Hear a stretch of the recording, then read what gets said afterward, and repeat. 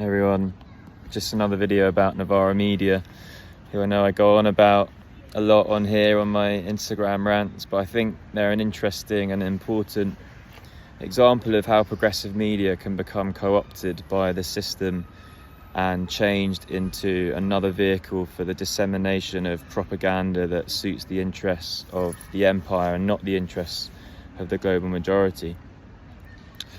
So there's a pretty long list of instances where Novara have deferred to establishment lines at very critical junctures, not least playing a central role in bringing down the Corbyn movement in 2019 and the 2020 election.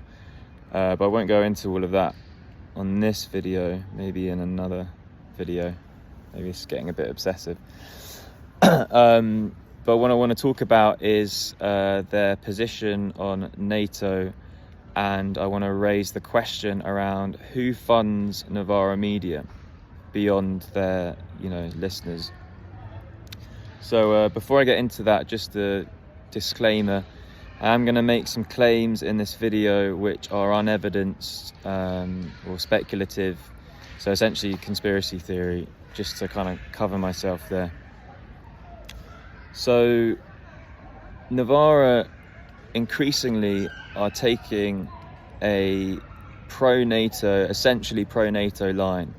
They always shy away from criticisms of NATO. They very rarely invite guests on who will speak about the way NATO actually operates in the world. And whenever they present the proxy war in Ukraine, they do so in a way that omits vital context.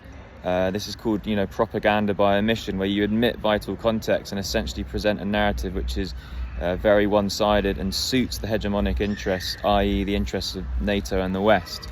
And those omissions are the litany of well-documented Western provocations that academics and diplomats like Jeffrey Sachs, John Mearsheimer, who are no means leftists by any definition, but are people who understand how geopolitics works and have insider knowledge around the nature of power within those contexts.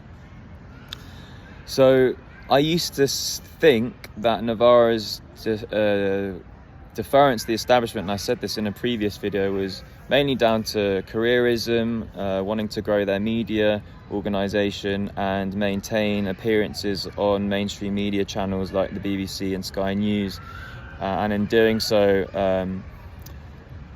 internalising certain red lines around acceptable positions to the bourgeois press, mainly never in any way defending or providing context for aggressive relationships with official enemy states like Russia. But now I'm increasingly led to believe that it goes beyond that, and the latest straw for me is the interview that just went up that Aaron Bastani conducted with Anne Applebaum. So who is Anne Applebaum? She is an arch neocon warmongering propagandist, essentially a shill for the American empire, which is, the bloodiest empire in history. Has killed millions of people around the world and continues to immiserate the global majority through upholding a global financial system which is essentially a criminal extractive enterprise. So she's a confidant of Hillary Clinton, just the worst kind of liberal imperialist.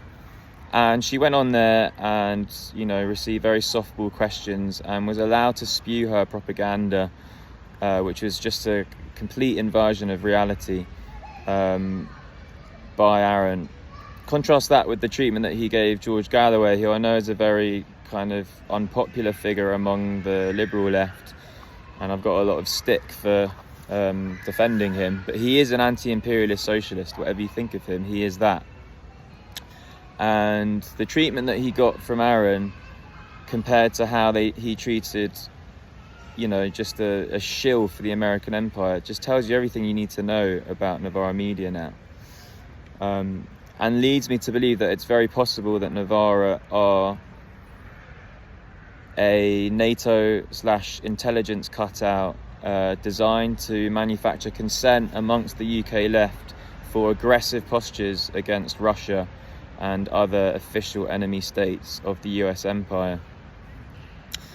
So that claim sounds less outlandish when you begin to understand the historical relationship between so-called independent media, NGOs, because often they are actually funded by governments, and other shady forms of funding through foundations and intelligence cutouts. Once you understand that, it becomes what I'm trying to describe seems less far-fetched and conspiratorial. Now, I did look into one funding source of theirs. They list on their website that they received grants from the Rosa Luxemburg Foundation. And the Rosa Luxemburg Foundation, I looked into this, it's all on their website. With a bit of help from Google Translate, you can see who funds them. And they are funded in majority by the German government. So in 2022, they received 87 million euros of funding from the German government. And some of that money is going to Novara Media. Now, I'm not saying that Novara receive editorial lines from... I'm not saying Novara receive editorial lines from the Rosa Luxemburg Foundation, but what I think this does show is that they obviously give off an air of an organisation that is at least in some way ideologically consistent with the aims and imperatives of the Rosa Luxemburg Foundation, which is itself funded by the German government. And we all know, I don't think it's a controversial claim to make, that the German government is just a pawn of the United States when it comes to foreign policy, at least. And we can see this by the way in which they have just slavishly followed the dictates of Washington when it comes to the Ukraine war, imposing, going along with the Russian sanctions, which have been a huge own goal for Germany and have really, been detrimental to their economy, considering that they used to receive cheap gas from Russia. And the blowing up of the Nord Stream pipeline, which is hilariously blamed on Russia itself, which really affected the German economy in a negative way.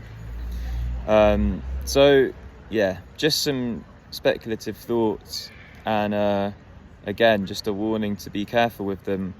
Yes, they do very good reporting on several topics, but actually that kind of makes the NATO propaganda even more insidious, because the good reporting maintains some legitimacy in the eyes of their viewership and readership, and it makes it harder to guard against these more kind of propagandistic claims that do not serve us or world peace and freedom from imperialism. All right, peace.